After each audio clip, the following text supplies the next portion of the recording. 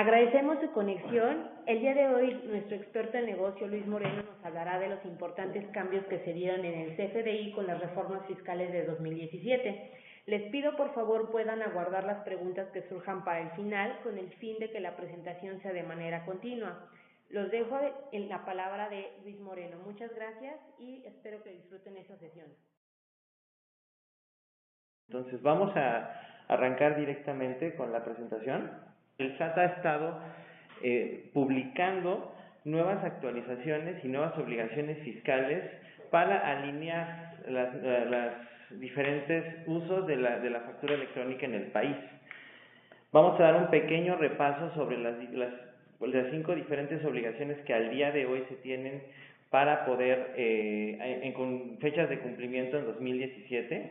No olvidemos que a principios de año, para el 1 de abril de 2017, el SAT modificó el complemento de nómina sobre la versión 3.2, alineando la información de nómina en percepción y deducción. Como saben, la fecha de aplicación para este CFDI de nómina era de entrada en vigor 1 de enero de 2017, sin embargo hubo una ampliación del plazo al 1 de abril de 2017. Lo mismo nos ocurre ahora con el CFDI 3.3, su primera fecha de obligación o de entrada en vigor era 1 de julio del 2017, con una ampliación de plazo al 1 de diciembre de 2017. Lo mismo ocurre con el complemento de pagos. Y por último, no olvidemos que lo hemos dejado mucho en el olvido y casi la mayoría de las empresas con las que tenemos contacto no han hecho mucha referencia al CFDI de comercio exterior. El complemento de comercio exterior inició su obligatoriedad de manera opcional a partir del 1 de enero del 2017, con una entrada en vigor mandatoria a partir del 1 de enero del 2018. Hay una reforma, hay una obligación que es el tema de contabilidad electrónica.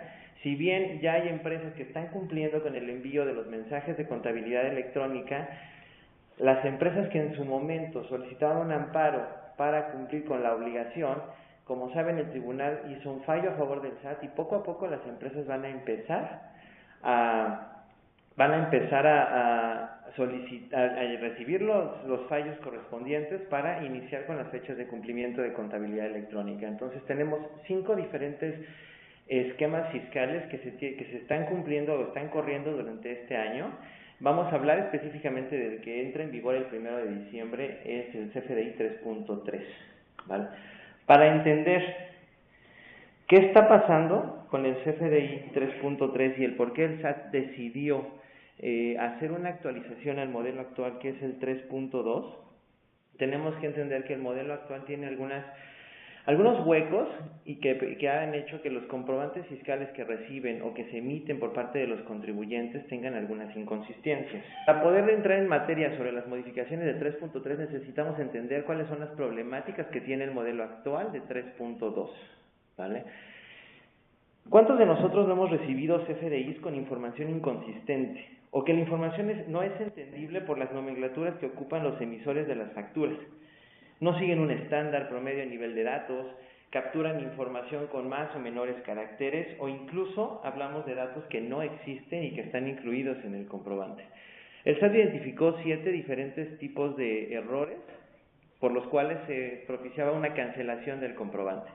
Por ejemplo, hablamos del registro de moneda no uniforme, el registro de país no uniforme, muchas veces ocupaban dos caracteres o ponían el nombre completo o hacían una nomenclatura independiente, campos con longitudes de muchos caracteres, fecha no asociada a la zona horaria, pero la parte más crítica de esto, del modelo actual del 3.2, del CFDI 3.2, es la incongruencia en los montos de las facturas. Muchas veces el subtotal no correspondía a los importes calculados de IVA o de los diferentes impuestos, y el total de la factura por consiguiente no era válido, no era correcto, propiciando una cancelación de factura. En otras ocasiones el RFC sí que bien cumplía con la cardinalidad de la construcción del mismo, pero el RFC no existía en la base de datos del SAT, haciendo que esa factura no fuera deducible y por consiguiente tuviéramos que cancelar la factura. Los importes negativos, los descuentos en las facturas, en la versión 3.2 y en una última modificación de hace un par de años, el SAT incluyó un campo o un nodo que era referente a los descuentos dentro de una factura. Este nodo difícilmente era ocupado o es ocupado por algunas empresas. Seguían especificando los importes negativos en la parte de concepto para especificar un descuento. Entonces, estos 7 errores son los errores más concurrentes por los cuales caemos en una cancelación de factura o una anulación del comprobante. ¿Qué pasa? Para resolver estos problemas, el SAT, vamos a ir pasando por cada uno de los puntos, y para resolver estos problemas el SAT ha modificado y generado una nueva versión del 3.3. Estamos hablando de casi un cambio, de un giro de 180 grados en la emisión del comprobante. O sea, básicamente lo que estamos nosotros tratando de explicarles es las implicaciones que tienen estos cambios y el por qué el SAT está haciendo el cambio a la nueva versión del CFDI. Hablábamos de importes incongruentes, de RFC de receptor no válido y de importes negativos. Anteriormente, para que un PAC pudiera timbrar un comprobante, solo generaba algunas validaciones relacionadas con el anexo 20 a nivel de estructura. Validaba a lo mejor la sintaxis de alguno de los datos, pero no hacía una validación o integridad de datos. Esto caía en que muchas veces el RFC era incorrecto y la factura se timbraba sin ningún problema, pero la deducibilidad sí que estaba afectada. Entonces, ¿qué pasa con esta nueva versión del CFDI? Los importes no congruentes van a dejar de ser un problema en la emisión del comprobante. El RFC del receptor no válido también va a dejar de ser un problema. ¿Por qué? ¿Por qué razón va a dejar de ser un problema? Porque este nuevo modelo de CFDI se implementan alrededor de 46 reglas de validación, de las cuales se pueden clasificar en aritméticas, reglas de congruencia o reglas de datos o atributos condicionales. El PAC, antes de timbrar la factura, va a tener que correr reglas de validación específicas aritméticas. Por ejemplo, ya un subtotal va a ser validado con el cálculo de impuesto a la tasa de impuesto correspondiente. ¿Cómo el PAC va a validar esta información? Pues de una forma muy sencilla. Va a aplicar reglas de validación aritméticas. Va a tomar el subtotal, tomar el importe del IVA correspondiente, IEPS o IETU, el impuesto que corresponda al servicio que se está facturando, va a validar el total, va a hacer una operación aritmética antes del timbrado de la factura. Va a haber ciertas variaciones que el SAT permite a nivel de centavos. Acuérdense que el CFDI a nivel de importes tiene hasta 6 decimales para poder permitir el timbrado de la factura. Sin embargo, ya no va a haber un problema en el que el subtotal no corresponda al impuesto y al total de la factura. A nivel de RFCs, me voy a regresar un poquito y voy a hacer referencia al complemento de nómina que empezó su entrada en vigor el 1 de abril. ¿Cuántas de ustedes no tuvieron la necesidad de validar que los RFCs de sus trabajadores tenían que ser validados antes de que saliera la reforma fiscal? ¿Por qué? Porque se identificó un porcentaje alto de RFCs de trabajadores que no existían.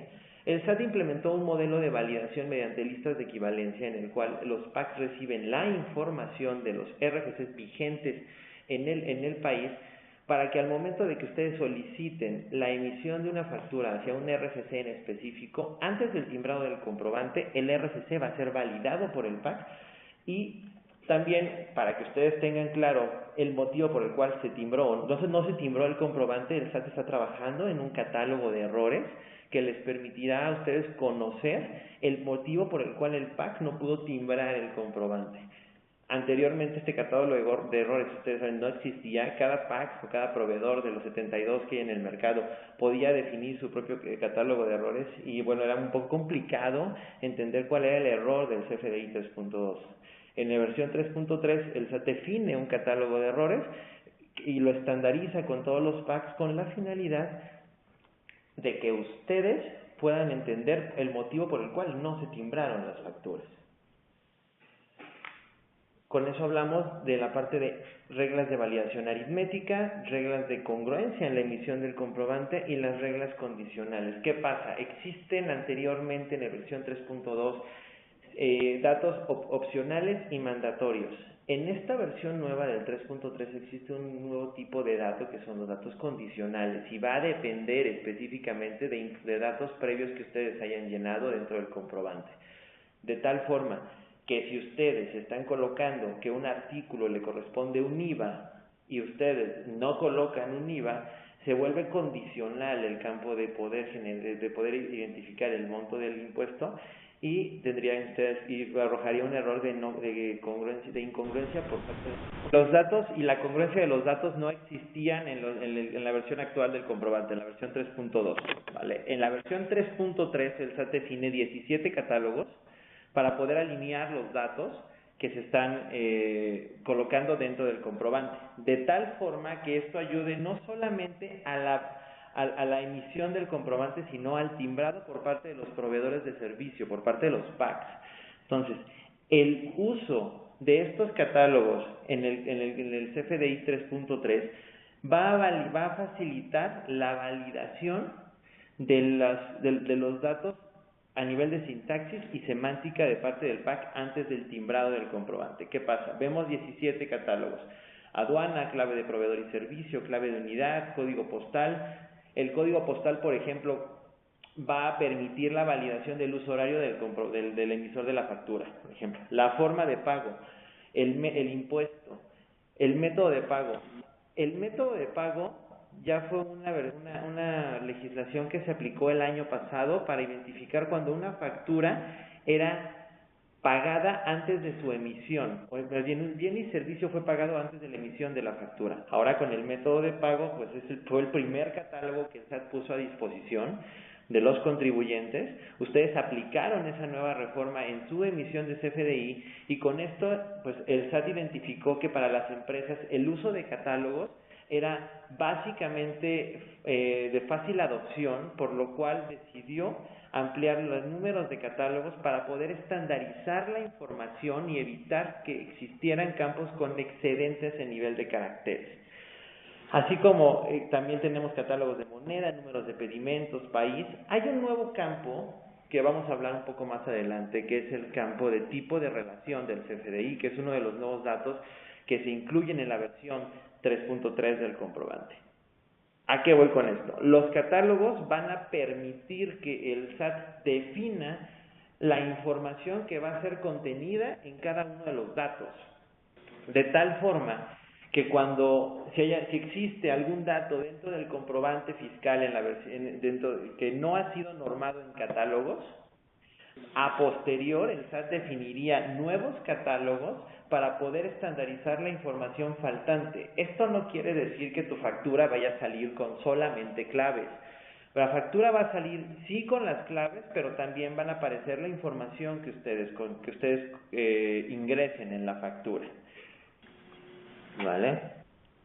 Ahora, ¿qué pasa? Uno de los principales cambios que le generó muchísimo ruido a las empresas fue la eliminación de datos de la versión actual 3.2 a la versión 3.3, siendo el más significativo la eliminación de los datos fiscales de los contribuyentes, siendo el RFC el único dato mandatorio para poder emitir una factura. Anteriormente, ¿qué pasaba? También esto lo hace el SAT por fines de evitar cancelaciones innecesarias.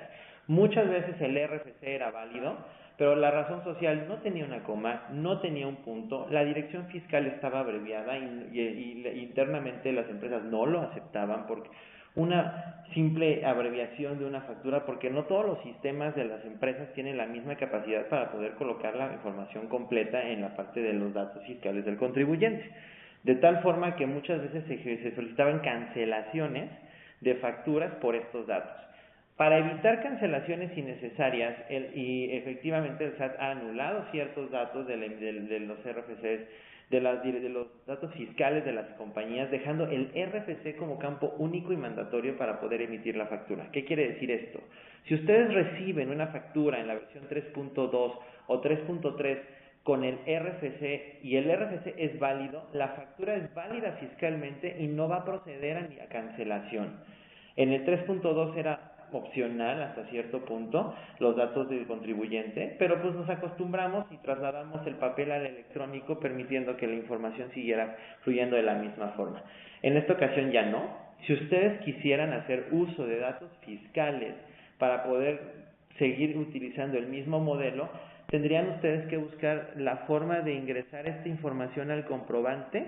Ya no forma parte del esquema fiscal, pero tendrían que hacer uso de adendas para poder integrar la información de los comprobantes fiscales. ¿Vale? Es uno de los principales cambios y de los más fuertes que se tiene en esta parte de eliminación de datos. Como resumen de los campos adheridos al CFDI 3.3, hablamos de 14 campos obligatorios que fueron adheridos al CFDI, 8 campos que son de manera, volvemos al punto, si algún campo de los campos mandatorios es un campo condicional para el dato opcional se vuelve mandatorio, ¿vale? Entonces, uno de ellos es, por ejemplo, nuevos tipos de comprobantes. Anteriormente teníamos 3 tipos de comprobante: ingreso, egreso y traslado. El traslado era el equivalente a una carta aporte o a un documento logístico de transportación de mercancía. Casi ninguna empresa hacía uso del documento de traslado. Pero había el emisor y el receptor. El ingreso y el egreso. Eran los tipos de comprobante, ingreso y egreso. Ahora en el nuevo catálogo aparece tipo de comprobante nómina, con una N especificado, y tipo de comprobante pagos, con una P, que de ese hablaremos en la siguiente semana, ¿vale? Entonces, son de los nuevos datos que se agregan al tipo de comprobante: uso de zonas horarias basada en el código postal del emisor, lo que comentábamos, haciendo uso del catálogo, tenemos su forma de identificar la zona horaria del emisor. Se estandariza la relación entre los comprobantes. ¿Qué pasa? Ustedes emitieron la factura era de 100 pesos, pero realmente ustedes equivocaron el importe y el importe era de 80 pesos. ¿Qué pasa? Ustedes tenían 2 formas de proceder: o emitían una nota de crédito por 20 pesos, o cancelaban el comprobante y volvían a reexpedir la factura por el valor correcto, que era el de 80 pesos. ¿Vale?